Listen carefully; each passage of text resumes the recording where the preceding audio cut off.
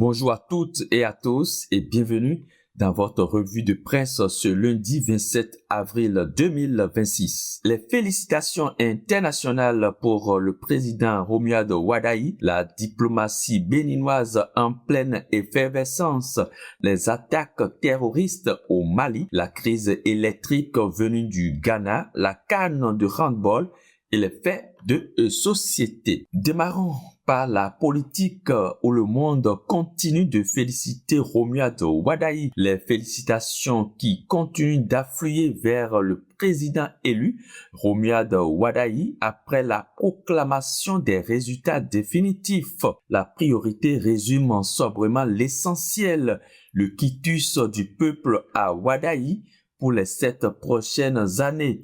Le journal rapporte aussi la belle formule de l'ancien président Nicéphore Dieudonné Soglo qui parle de juste noce entre une vision et l'âme du peuple. Une déclaration quasi philosophique qui restera dans les annales. Le télégramme recense les puissances qui ont officiellement félicité le nouveau président. Les États-Unis, la France, le Canada et la Chine, 4 grandes puissances mondiales qui reconnaissent la légitimité du scrutin béninois. La cime de l'info précise que la France, par la voix de son président Emmanuel Macron, promet une solidarité constante au président Romuald Wadayi.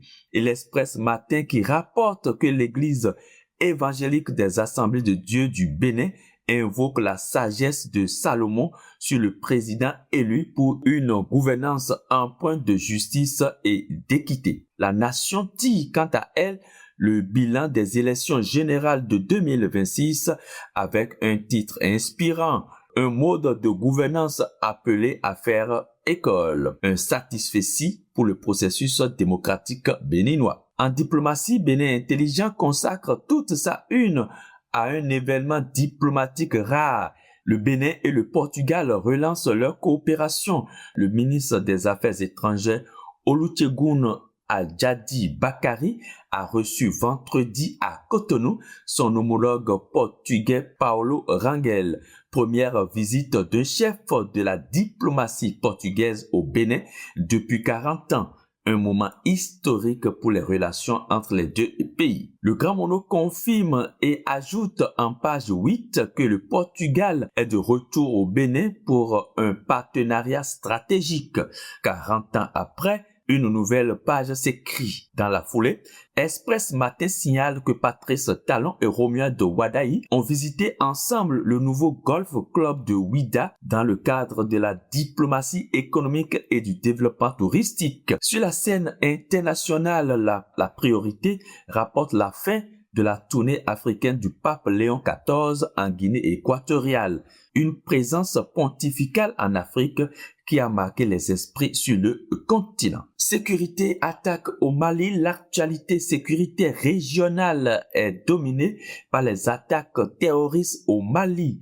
L'ensemble de la presse béninoise s'accorde ce matin pour relayer la réaction officielle du Bénin. Le télégramme titre « Le gouvernement du Bénin exprime sa solidarité au peuple malien ». Et Express Matin confirme « Le Bénin exprime sa solidarité et sa compassion face à ces attaques condamnées qui ont coûté la vie à de nombreuses personnes, dont le général Sadio Camara, un vaillant stratège de l'armée malienne selon Bénin Intelligent. Sur le plan de la sécurité intérieure, le télégramme annonce en page 4 que 40 individus ont été interpellés à Abomey-Calavi dans le cadre de la lutte contre la criminalité. Une opération de police d'envergure qui témoigne de la vigilance des forces de l'ordre. Alerte sur l'approvisionnement en électricité, le télégramme rapporte en page 10, après l'incendie survenu à la sous-station de Grid Company Limited à Kosombo, le Ghana a suspendu l'ensemble de ses exportations d'électricité vers les pays voisins. Le Bénin, qui compte sur cette source d'approvisionnement, est désormais impacté. Bénin Intelligent annonce de son côté des perturbations électriques annoncées pour ce mardi. Les usagers et les entreprises sont invités à se préparer à des coupures d'électricité. Une situation à suivre de très près dans les prochains jours. Sur le numérique, le Grand Mono annonce que Move Africa Bénin déploie la 5G pour un monde de splendeur, une révolution numérique qui contraste avec la situation électrique du moment. Et la cime de l'info qui révèle que MTN Bénin lance son programme d'innovation médiatique pour 2026. En sport, bonne nouvelle pour le Bénin. Le matinal annonce en manchette et le Grand Mono en fait sa une sportive. Les Amazones du Bénin sont en finale de la CAN Beach Handball Lomé 2026. Elles visent l'or. Les Guépards, quant à eux, se battent pour le bronze. Une double présence béninoise au sommet du handball africain de plage qui mérite d'être célébré. Du côté de la nation, un beau sujet sur la promotion des talents nationaux. Bertin Naoum inspire la jeunesse béninoise dans le domaine de la robotique, un modèle d'excellence technologique made in Benin. Le journal rapporte également que le Bénin s'envole pour Londres pour les championnats du monde de tennis de table 2026 avec le soutien de la Chine. Gouvernance, le matinal dresse en page 15 un bilan complet des réformes judiciaires de 2016 à 2026 sous le titre La grande métamorphose de l'ère talent. Modernisation accélérée, lutte contre l'impunité, promesses technologiques, une décennie qui a redessiné les contours de l'état de droit au Bénin. Le journal annonce aussi en page 3 le lancement de la Semaine nationale de la courtoisie au volant par la CNSR. Sécurité routière oblige. La cime de l'info donne la parole en page 3 au jeune chercheur Sourou Isaï Gogorunga, dont la thèse soutenue à l'université d'Abomey-Calavi le 23 avril a pris des allures de manifeste critique sur les démocraties africaines, mettant à nu le fossé entre légalité et légitimité.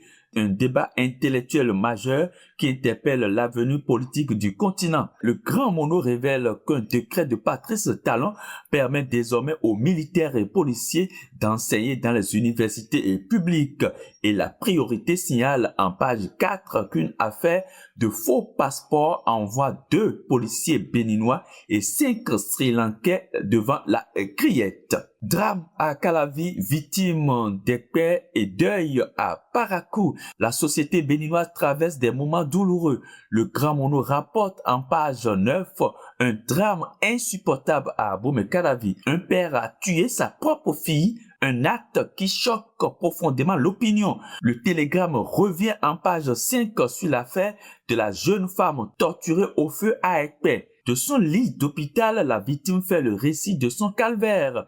Une délégation de la mairie de Sémé-Podji s'est rendue à son chevet pour lui témoigner le soutien de la communauté. À Parakou, l'œil du Bénin rapporte que la nation s'est mobilisée autour du ministre conseiller Rachidi Badamassi lors du 8e jour en mémoire de son épouse Asia Fariat Alaza Oru Baré. Une cérémonie émouvante à la mosquée centrale de Parakou en présence des autorités politico-administratives, religieuses et coutumières. Voilà, c'est l'essentiel de ce que retient la presse béninoise ce lundi 27 avril 2026. Une qui commence sous le signe des félicitations internationales à Romuald Wadaï de la diplomatie active du Bénin sur la scène mondiale, de la solidarité avec le Mali meurtri par le terrorisme et les alertes électriques après la suspension des exportations du Ghana. Et pour finir sur une note sportive positive, les Amazones du Bénin sont en finale de la CAN Beach Handball à Lomé. Bonne journée à tous et à toutes et suite de programmes sur Digital Channel et Télévision.